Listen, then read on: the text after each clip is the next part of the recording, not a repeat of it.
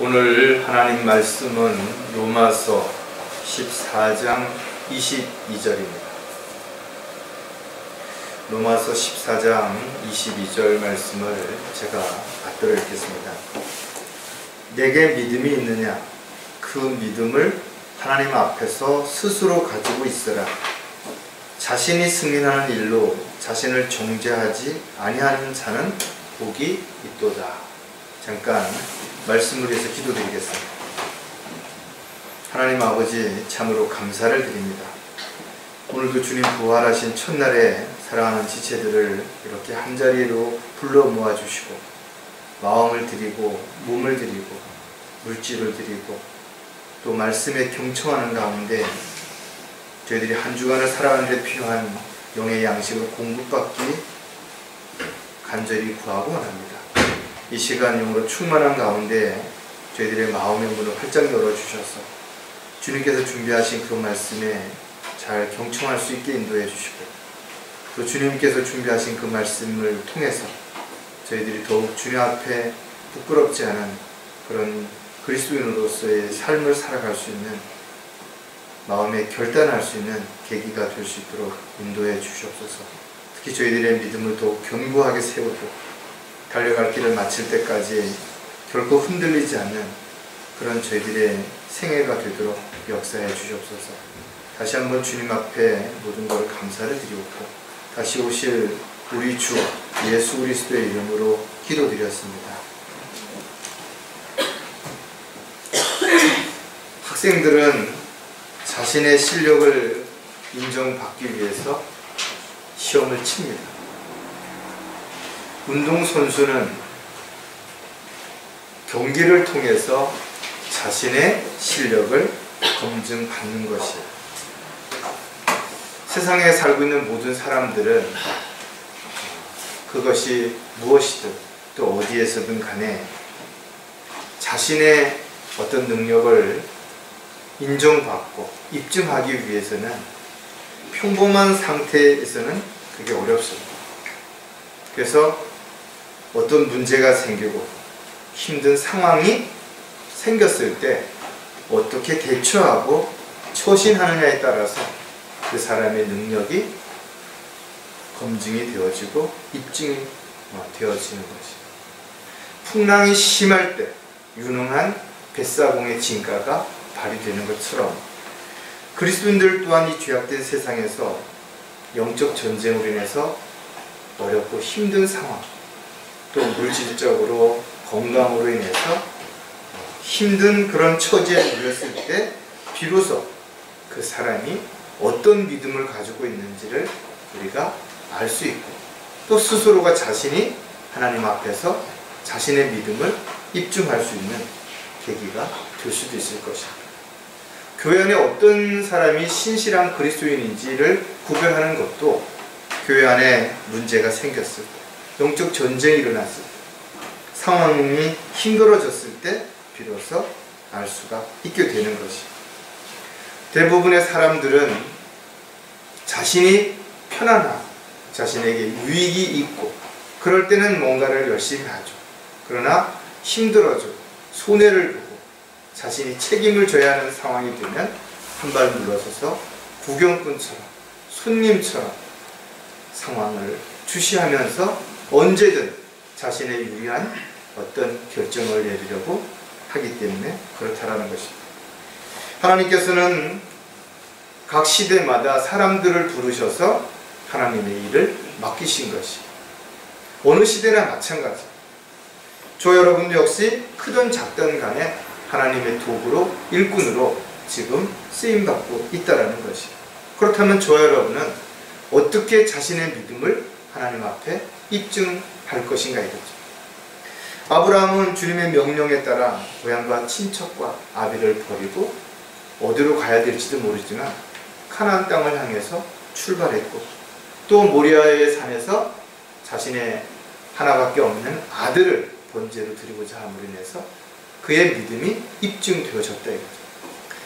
야곱은 야복강가에서 천사와 씨름함으로 인해서 자신의 믿음을 입증했고 요셉은 포디발의 집에서 감옥에서 끝까지 신실한 모습 가운데서 자신의 믿음을 입증했던 것을 볼 수가 있습니다. 다니엘은 사자굴 앞에서도 끝까지 자신의 믿음을 지키는 것으로 자신의 믿음을 입증했다면 그의 친구들 역시 풀무불에 들어가는 남정 결코 하나님을 떠나지 않았던 그런 모든 것들이 그들의 믿음을 입증했다라고 성경은 기록하고 있더라고요. 베드로 역시 주님을 떠나 3번이나 부인했지만 그러나 주님이 부활하셨을 때 다시 그는 자신의 믿음을 입증받게 되었고, 바울 역시 끊임없이 예수를 믿는 사람들을 탄압하고 박해했음에도 불구하고 그가 가진 자신의 모든 지식들을 버리고 오직 주님만을 위해서 온 생애를 바침으로 인해서 그의 믿음이 입증되어진 것을 우리는 성경을 통해서 알 수 있는 것입니다. 그렇다면 저와 여러분도 앞으로 어떤 일들이, 어떤 문제들이, 어떤 어려움이 닥칠지 알 수가 없습니다. 그러나 끝까지 달려갈 길을 마치고 믿음을 지키기 위해서는 끊임없이 우리의 생활 속에서, 우리의 모든 삶 속에서 아름다운 열매와 그리스도의 향기를 통해서 믿음을 입증해야 될 것입니다.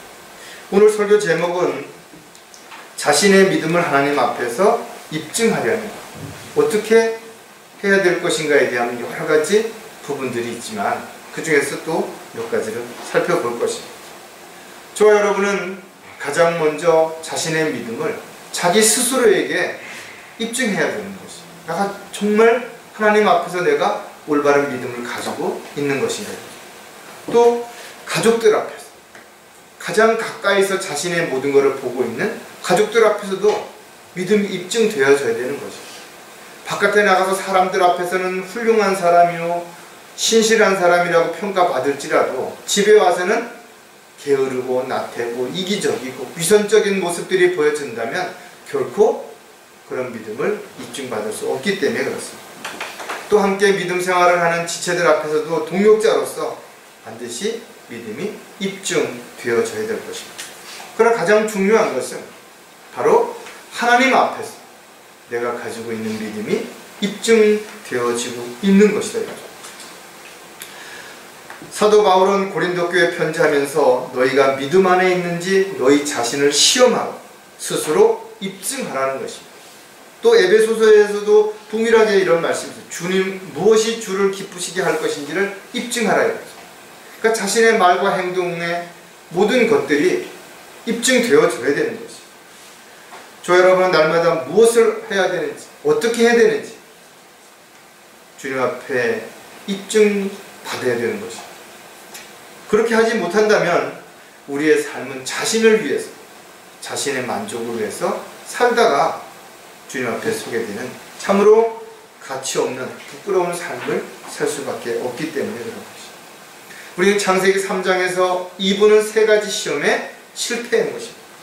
안목의 정욕과 육신의 정욕과 생의 자랑에 대한 이 시험을 통과하지 못한 것입니다.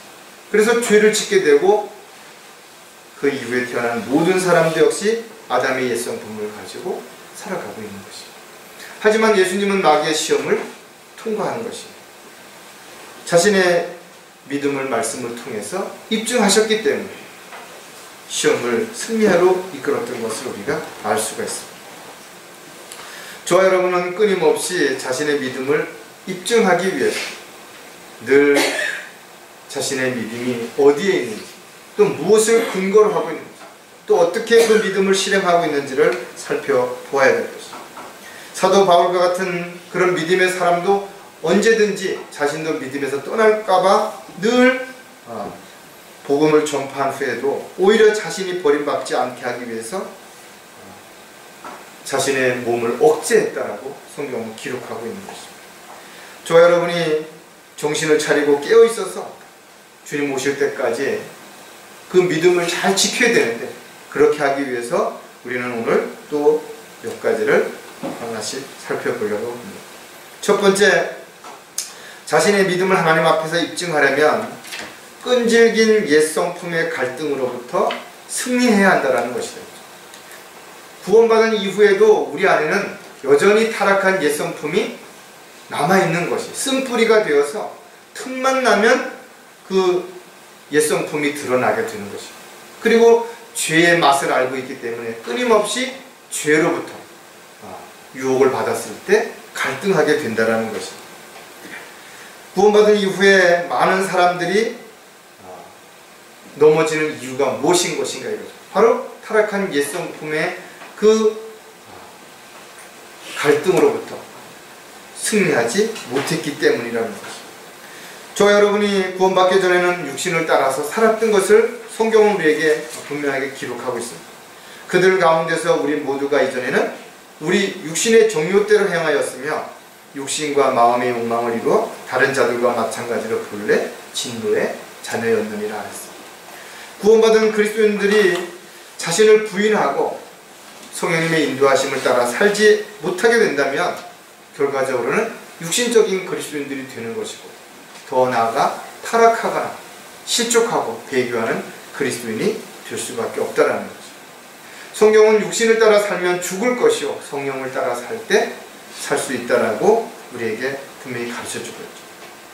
끊임없이 우리 안에는 두 성품이, 두 마음이 싸우고 있다는 것이죠. 육신은 계속해서 성령을 거스리고 있다라고 기록하고 있는 것뿐만 아니라 육신을 따라 살아가는 삶은 세상을 사랑하기 때문에 하나님의 뜻을 거역할 수밖에 없다라는 것이죠.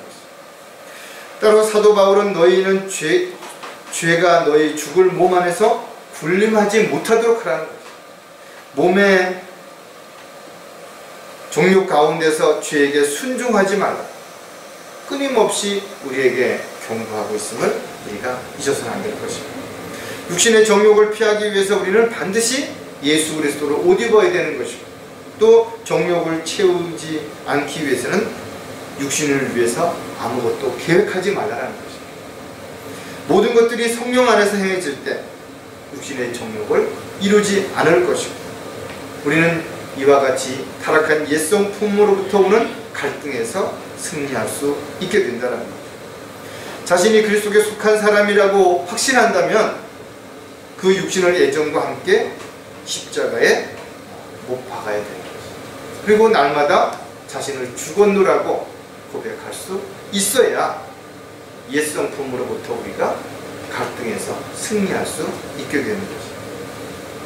끈질긴 옛성품의 갈등으로부터 승리하기 위해서도 우리가 몇 가지 생각을 해볼 부분들이 있는데, 그 한 가지가 영적 성장으로 날마다 새롭게 되어야 한다는 것이다.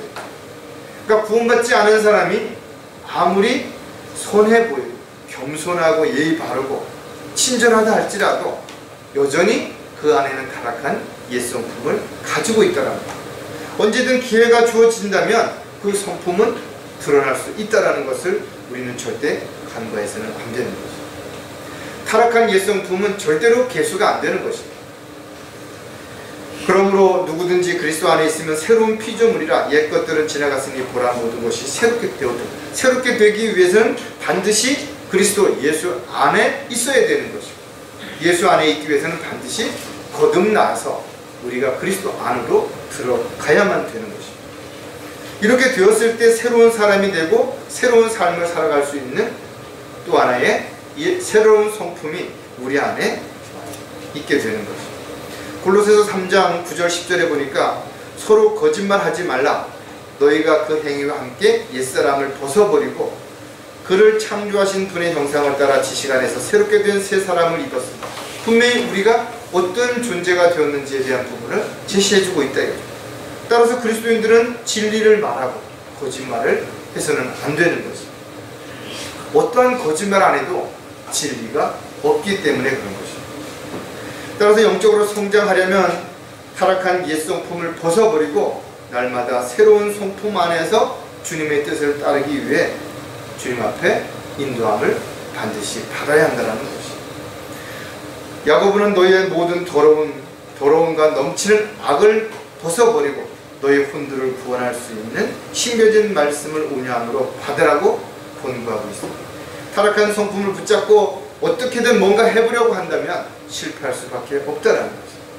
따라서 우리 안에 비록 타락한 옛성품이 남아있다 하더라도 끊임없이 하나님의 말씀으로 그 모든 것들을 제거하고 쓴뿌리를 제거하는 마음의 옥토와 같이 우리의 생각들을 바꾸고 하나님이 원하시고 기뻐하시는 그런 삶을 위해서 변화를 받아야 되는 그런 저와 여러분이 반드시 되어야 할 것입니다.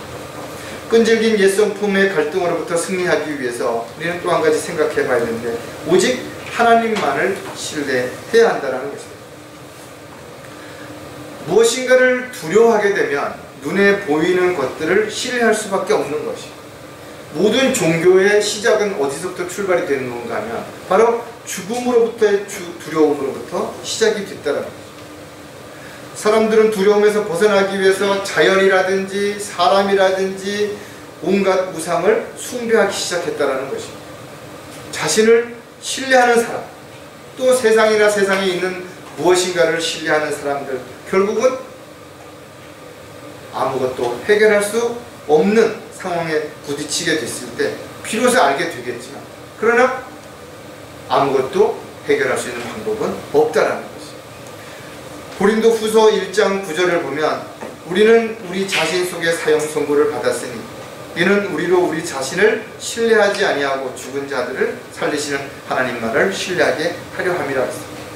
아무리 훌륭한 사람이라 하더라도, 아무리 능력이 있는 사람이라 하더라도 전적으로 그리스도인들은 신뢰할 대상이 못 된다는 겁니다.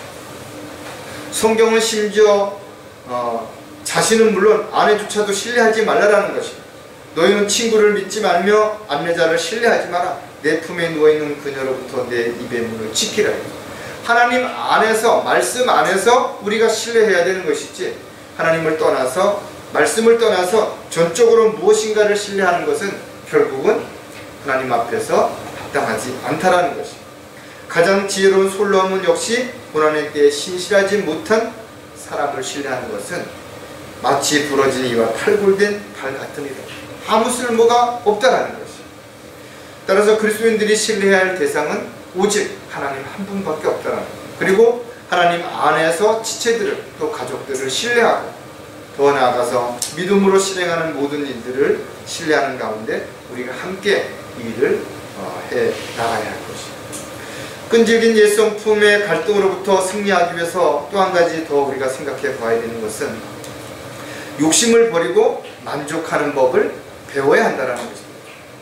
타락한 옛성품을 가진 사람들에서 가장 두드러지게 나타나는 것이 바로 욕심이라는 것입니다. 그래서 전도서 1장 8절에 보면, 만물은 수고로 가득 찼으나 사람이 그것을 표현할 수 없으니 눈은 보는 것으로 만족하지 못하며 귀는 듣는 것으로 채워지지 않는도다. 욕심은 더 많은 것을 가져오자 끊임없이 뭔가를 요구하기 때문에 절대로 만족하지 못한다는 것입니다. 여러분들도 한번 생각을 해보세요.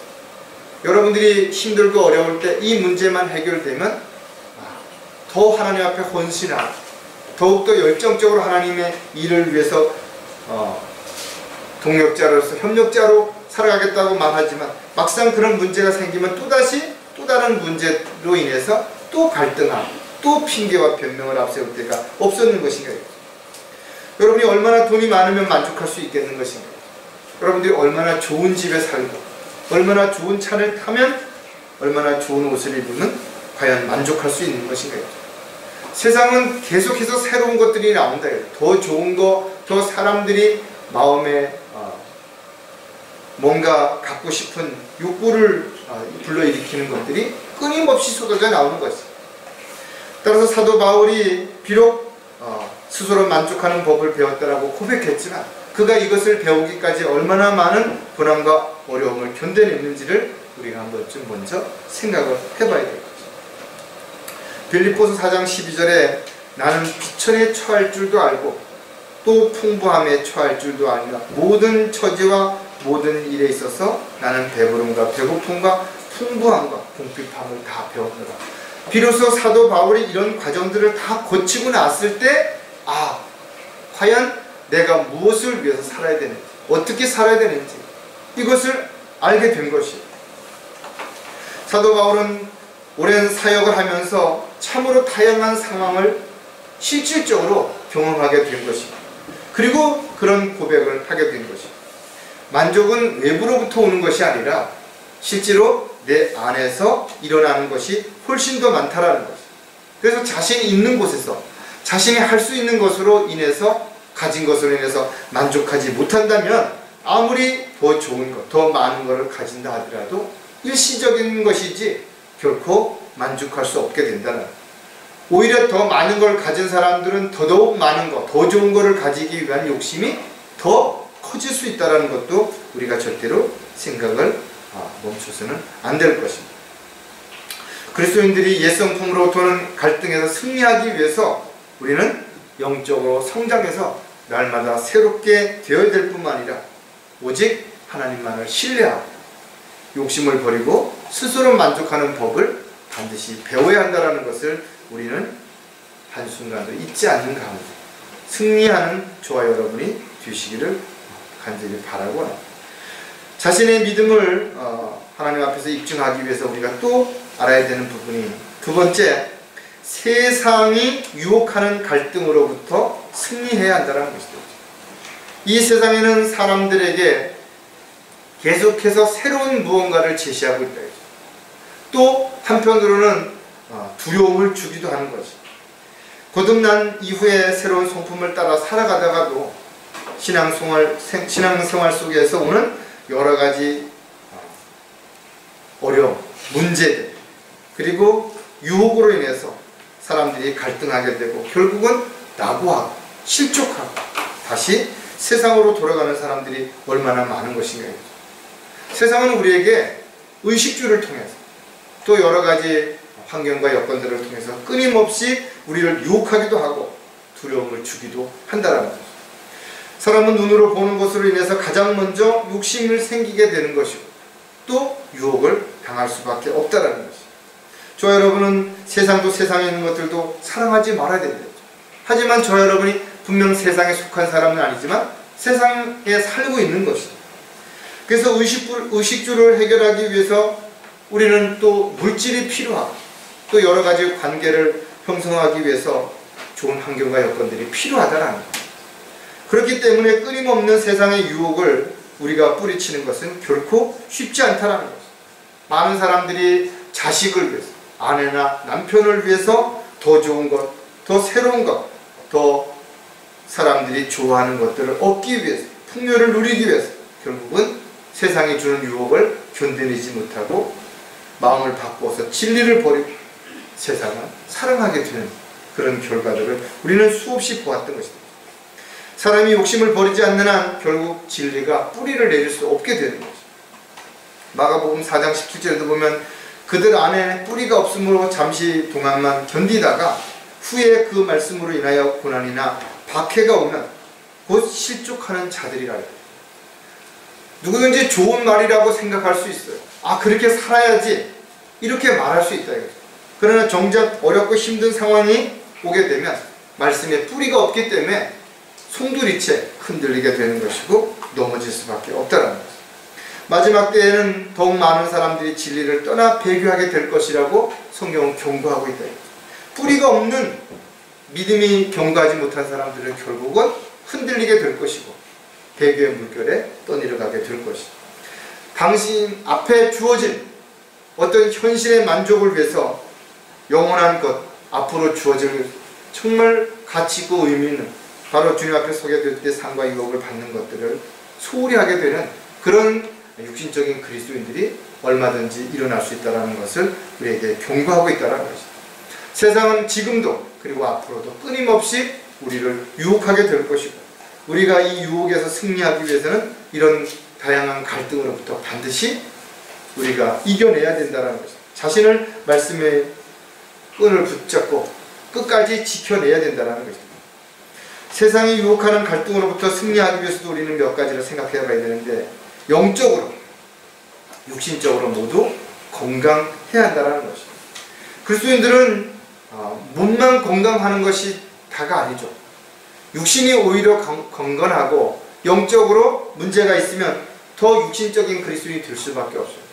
그러나 영적으로 강건하다 하더라도 몸이 아파서 육신적인 질병이라든지 또는 어떤 경제적인 문제로 인해서 굶주림 가운데 있다면 영적으로 더 이상 성장하지 못하고 또 지탱하지 못하고 결국은 모든 것을 끝낼 수도 있다는 것이죠. 따라서 누구든지 건강하지 못하게 된다면 의욕이 상실되고 자신감이 떨어지죠. 또 어떤 일이든 지속적으로 오래 하기가 어렵다라는 것이다.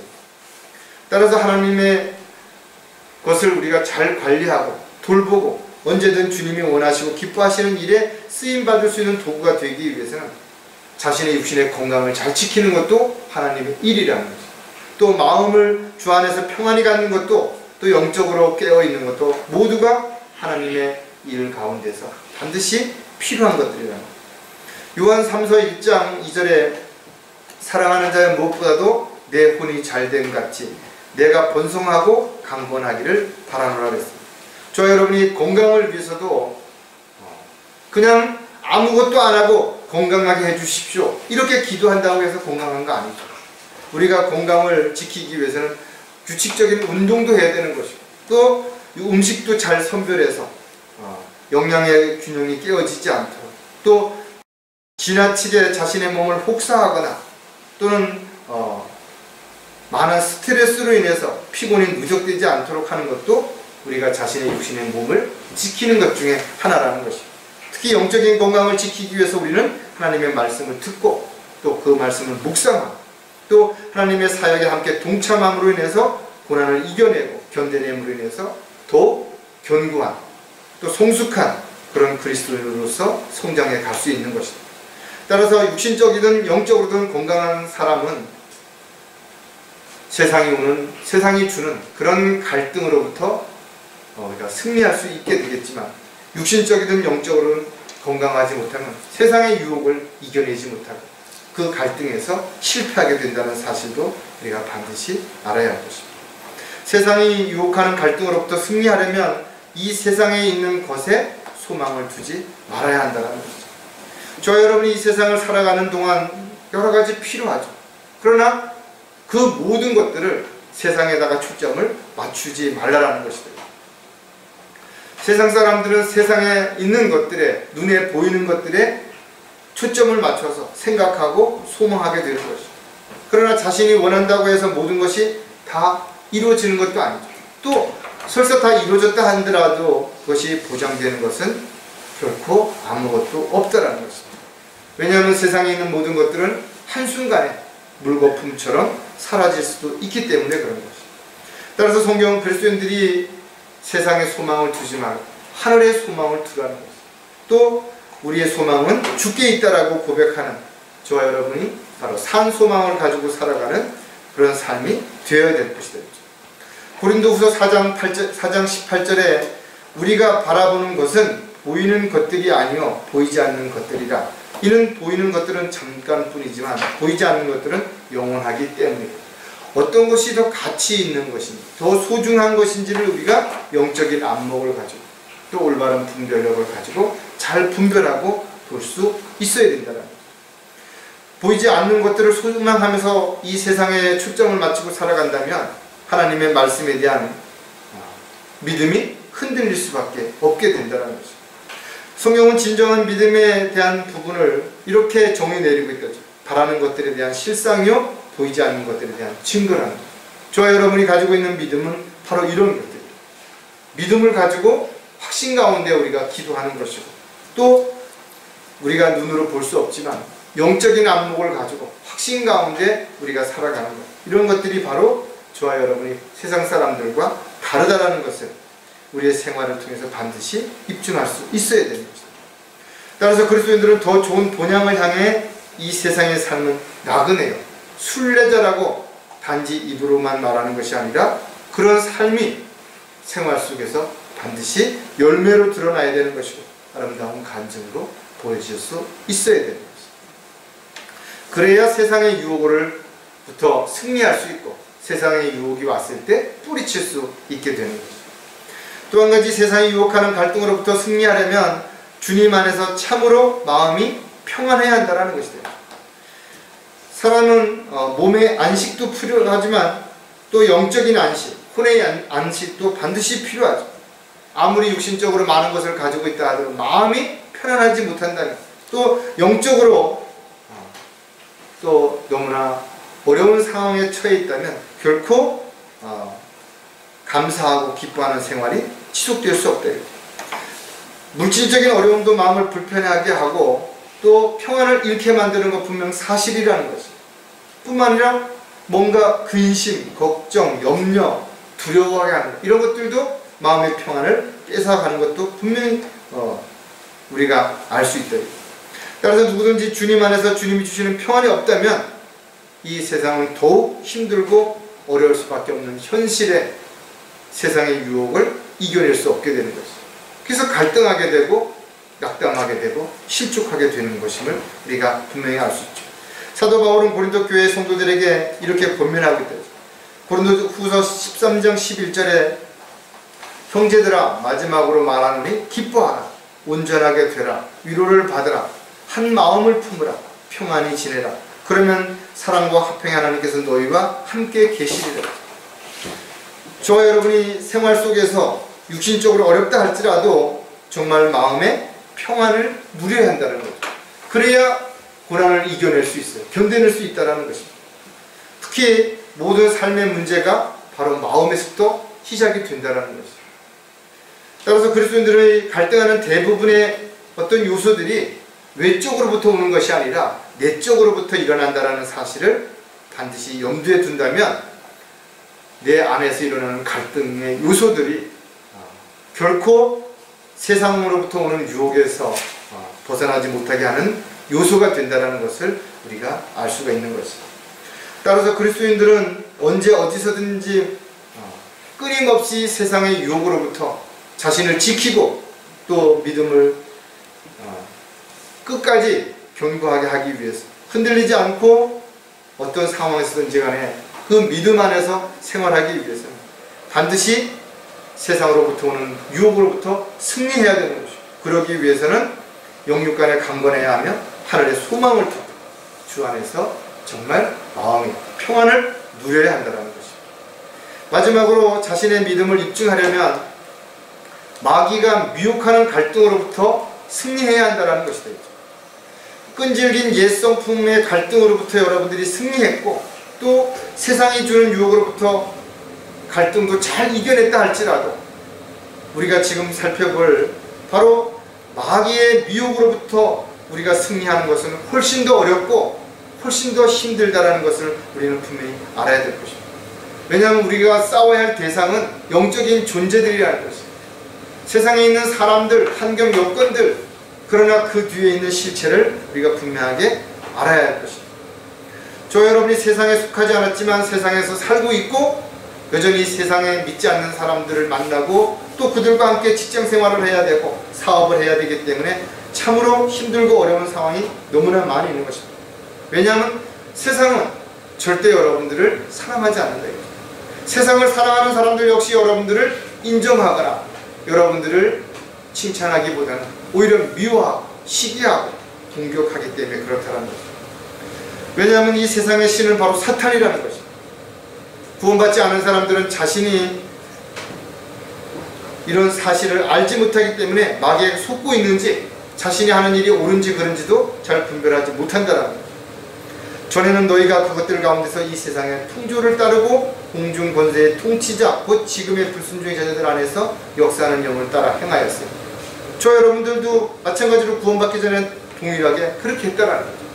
그러나 이제 구원을 받았고 하나님의 자녀가 됐고 영적인 분별력이 있기 때문에 마귀의 실체를 아는 것이고 마귀가 어떻게 미혹하는지 어떤 술책을 가지고 우리에게 다가오는지를 우리가 알고 있기 때문에 그만큼 훨씬 더 많은 어려움이 있고 문제가 생길 수 있다는 것입니다.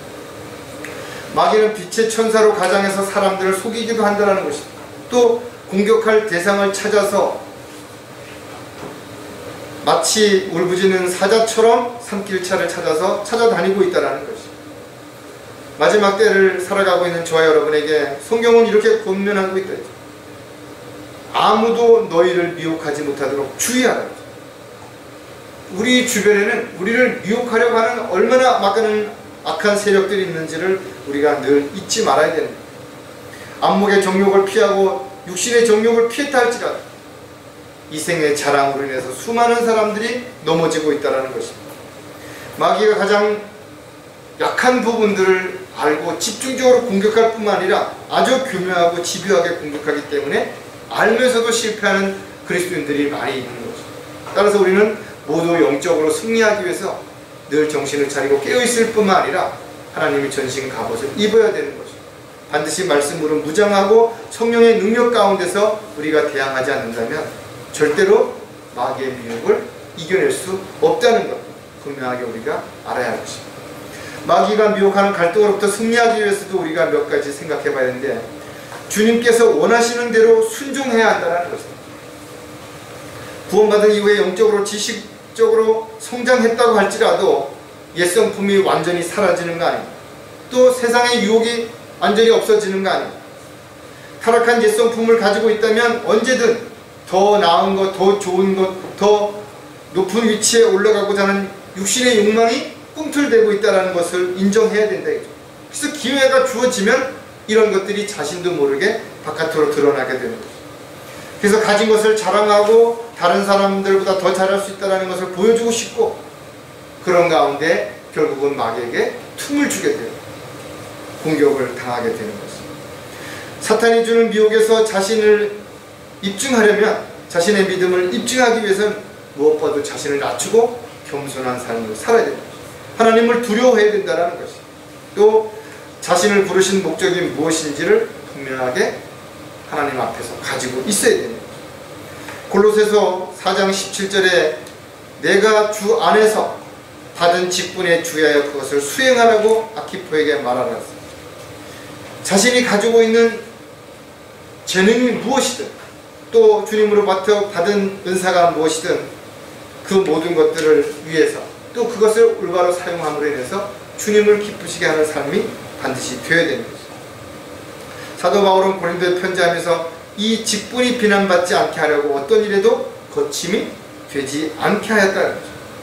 자신이 해야 할 일이 아닌 것이라면, 또 감당할 수 있는 일이 아니라면 사람들에게 보이기 위해서 억지로 그렇게 해서는 안 된다는 것입니다.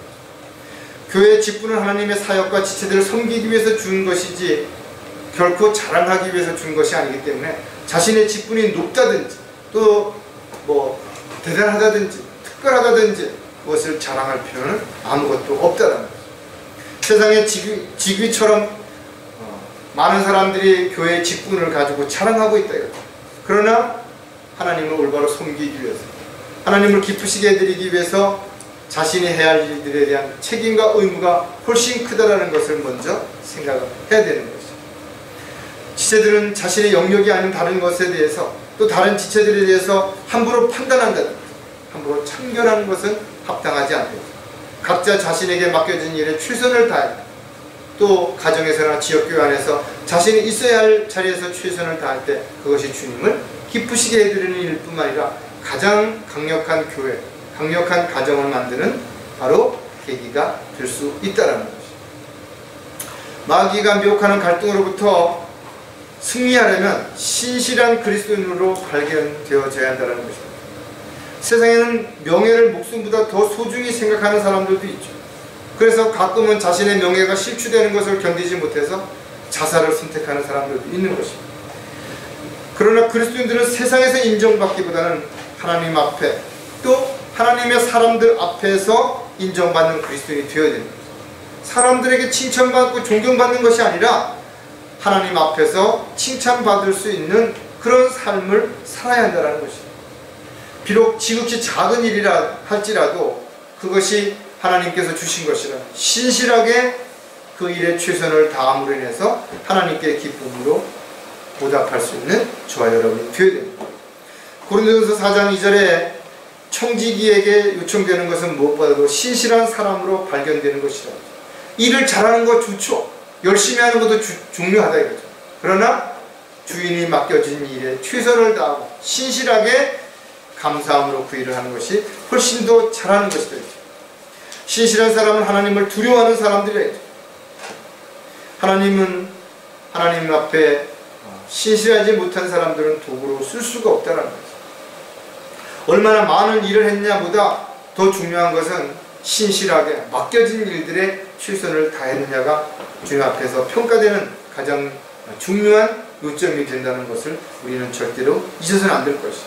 저 여러분이 그리스도 심판상 앞에 서게 됐을 때 우리는 모두 자신이 행한 대로 심판을 받게 될 것이고, 자신이 주님 앞에 신실하게 행했다면 그 일이 비록 작은 일이라 하더라도 하나님 앞에 칭찬을 받게 될 것이고, 거기에 대한 보상을 충분히 받게 될 것이고, 이 세상에서 무엇을 했든 얼마나 많은 일을 했든 그것이 신실하게 하나님 앞에 발견되어진 것이 아니라면 오히려 수치와 부끄러움을 당할 수 있다는 것도 절대 우리가 간과해서는 안 될 것입니다.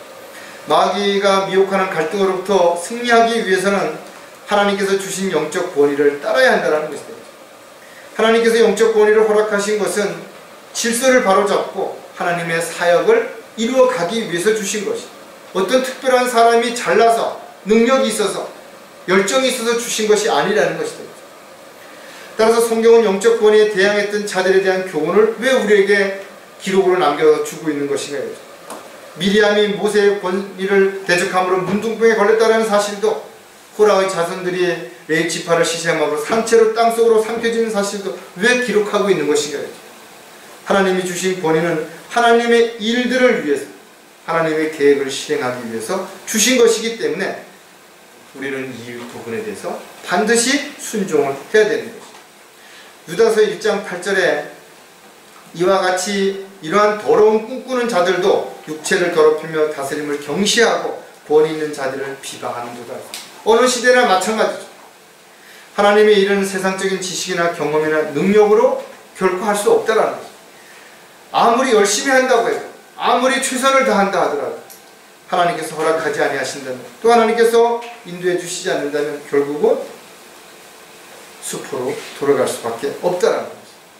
따라서 저와 여러분이 어떤 일을 하더라도 그 일이 하나님을 기쁘시게 하는 일이라면 반드시 마귀의 공격과 방해가 있다는 것도 염두에 둬야 될 것이고, 그런 상황에서 이것을 잘 견디고 이겨내지 못한다면 많은 사람들이 그랬던 것처럼 결국은 하나님의 뜻과 계획에서 벗어나서 육신적이고 세상적인 그리스도인으로서 전락할 수밖에 없다라는 것이죠.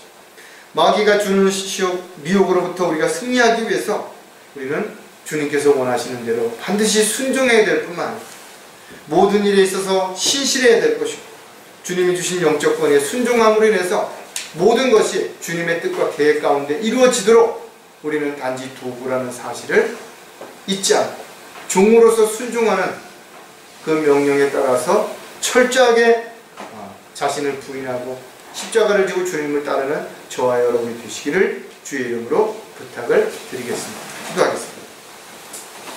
하나님 아버지, 달려갈 길을 마치고 저희들이 모두 주님 앞에 서서 잘했다고 칭찬 들을 수 있는 그리스도의 심판석 앞에 서게 될 때까지 저희들 각자의 믿음을 잘 지키고 주님이 원하시고 기뻐하시는 주님의 도구로, 일꾼으로 잘 쓰임받을 수 있도록 역사해 주시옵소서. 오늘도 저희들이 다시 한번 어떻게 하면 저희들이 주님의 뜻과 계획 안에서 자신의 믿음을 입증하고 승리하는 삶을 살아갈 수 있는지에 대한 분명한 답을 말씀을 통해서 주신 것에 대해서 감사를 드립니다. 저희들 스스로가 자신의 타락한 옛성품으로부터 오는 갈등으로부터 승리할 수 있도록 늘 자신을 돌아보게 하시고, 또 세상이 주는 유혹으로부터 승리할 수 있도록 세상을 사랑하거나 세상에 있는 것들을 사랑하는 어리석은 삶이 되지 않게 도와주시옵소서. 무엇보다 강력한 마귀의 미혹으로부터 오는 갈등에서 승리하기 위해서 자신을 죽은 것으로 여기고 온전히 종으로서 주님의 명령에 따라 순종하는 저희들의 삶이 되도록 역사해 주시옵소서.